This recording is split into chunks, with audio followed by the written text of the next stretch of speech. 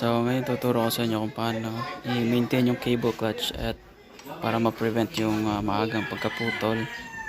And check kung may mga may mga kalawang.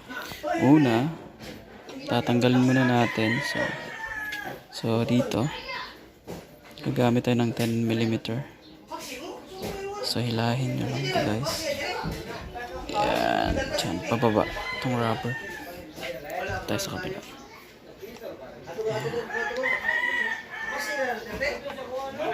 Tapos sa baba nito merong maliit na ayan. Ito yung tatanggalin natin.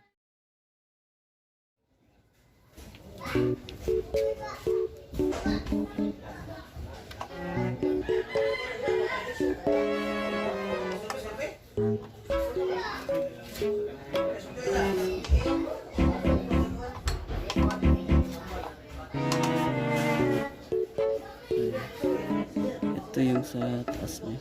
Balik nyo na lang. Bagan nyo to. Ito. Meron kayong pliers. Ito logan nyo.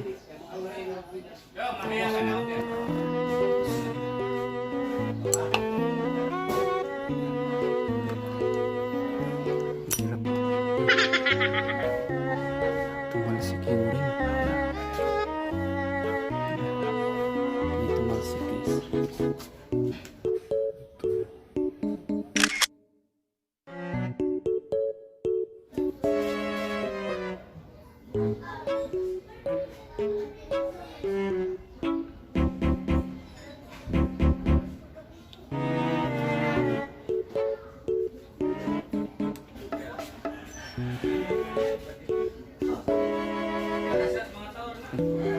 Tatanggal pala ito.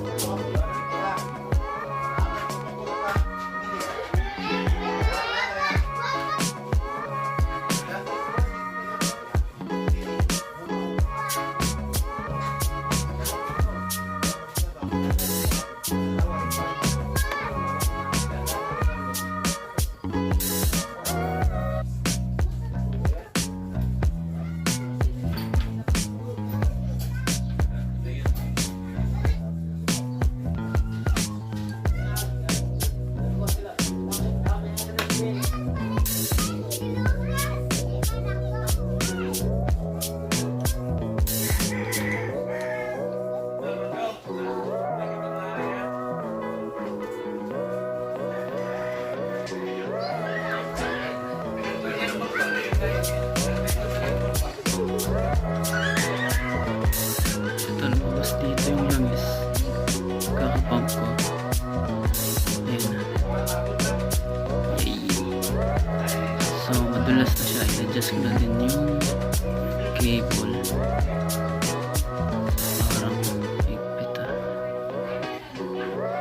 So yun, adjust nyo lang dito guys sa tamang play. So nasa sa inyo na yan kung gusto nyo ba yung maikli lang or basta kayo na bahala sa clutch play. So dito. So yung sa akin medyo may play konti. Pero i-adjust ko pa to kasi. So check nyo na lang guys kung bahala. So yun. Salamat sa panonood. Be safe. Ride safe. Bye bye.